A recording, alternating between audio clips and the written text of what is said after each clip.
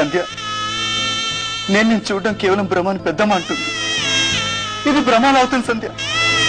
సాక్షాత్గా నువ్వు వచ్చి నా ముందు నిల్చున్నావు. నిన్ను చూసిన ఒక్క క్షణంలో నా మనసు ఆనందంతో మూగపోయింది. కానీ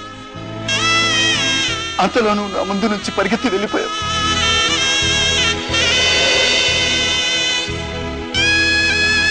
ఒకసారి పోగొట్టుకున్న నిన్ను మరోసారి దూరం చేసుకోకూడదని నేను నీ వంటి పరుగు తీశాను. అయినా నిన్ను మళ్ళీ చూడలేకపోయాను. అంతలోనే నువ్వు ఎలా అదృశ్యమైపోయావో నాకు ఇప్పటికీ అర్థం కావట్లేదు. ఒకవేళ పెద్దమ్మ చెప్పినట్టు ఇదంతా నా భ్రమేనా? అదే నిజమైతే నేను ఎలా బతకాలి సంధ్య? ఎలా బతకాలి సత్య?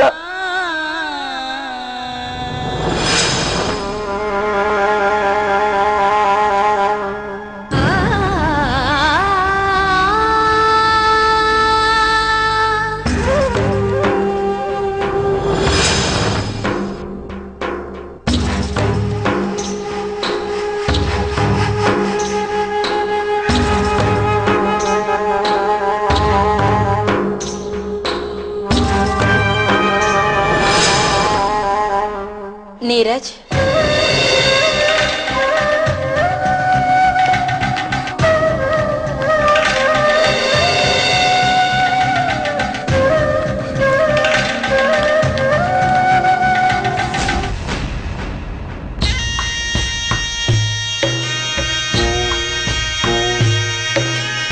ఇలా అయిపోతున్నావేంటి నీరజ్?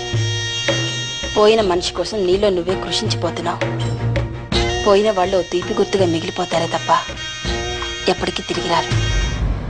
మనిషి జీవితంలో మర్చిపోలేని చేంజ్ ఇదే.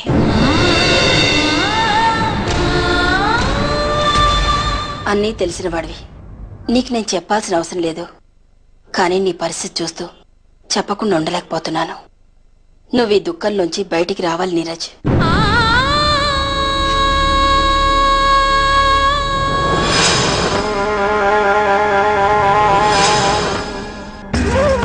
నువ్వు ఇక్కడే ఉంటే అది సాధ్యం కాదు. అందుకే నేను ఒకటి ఆలోచించాను. కొన్నాళ్ల పాటు రేఖను తీసుకుని ఎక్కడికైనా వెళ్ళిరా నీరజ్.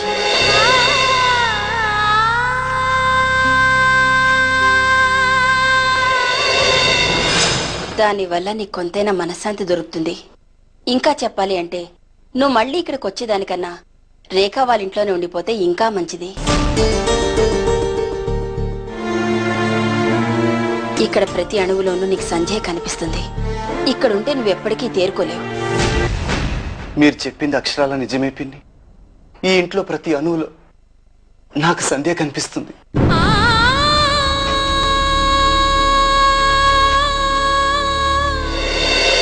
ఇన్నాళ్ళు తనని కేవలం నా ఊహలో చూస్తూ వచ్చాను. కానీ ఇవాళ సంధ్య నిజంగానే చూశాను. అది భ్రమని మీరందరూ అనుకోవచ్చు, కానీ నేను అలా అనుకోలేకపోతున్నాను.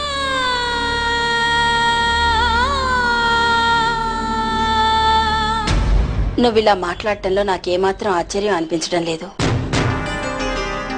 ఎందుకంటే మనం కోరుకునే వాళ్ళు భౌతికంగా మనకి దూరమైనా వాళ్ళు మన మధ్య ఉన్నట్టు అనిపించడం సహజం. అంతెందుకు, ఎప్పుడో చనిపోయిన మా అమ్మ ఇప్పటికీ బతికే ఉన్నట్టుగా నాకు అనిపిస్తూ ఉంటుంది. అప్పుడప్పుడు వచ్చి నా కాపురాన్ని చూసి నన్ను దీవించి వెళ్తున్నట్టుగా ఫీల్ అవుతూ ఉంటాను.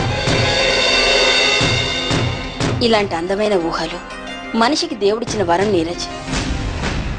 నాకు మిగిలింది అదే పిన్ని. ఈ ఊహలతో ఎంతకాలం బతకాలో. సంధ్య ఉన్నప్పుడు తనతో కలిసి 1000 ఏళ్ళు బతకాలనిపించేది.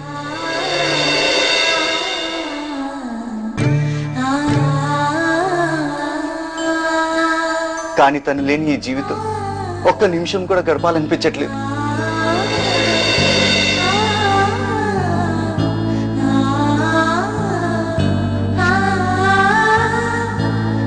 మరణానికి భయపడే మనిషి కొన్ని సందర్భాల్లో ఆ మరణాన్ని ప్రేమిస్తాడని నాకిప్పుడు తెలుస్తుంది.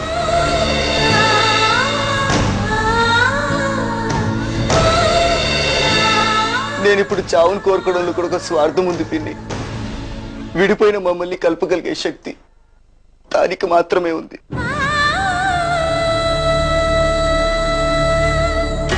లేదు నీరజ్, మనల్ని కలిపేది మరణం కాదు. మన మధ్య అడ్డుగా ఉన్న ఈ దుర్మార్గుల్ని తప్పిస్తే మళ్ళీ మనం ఒకటవుతాం.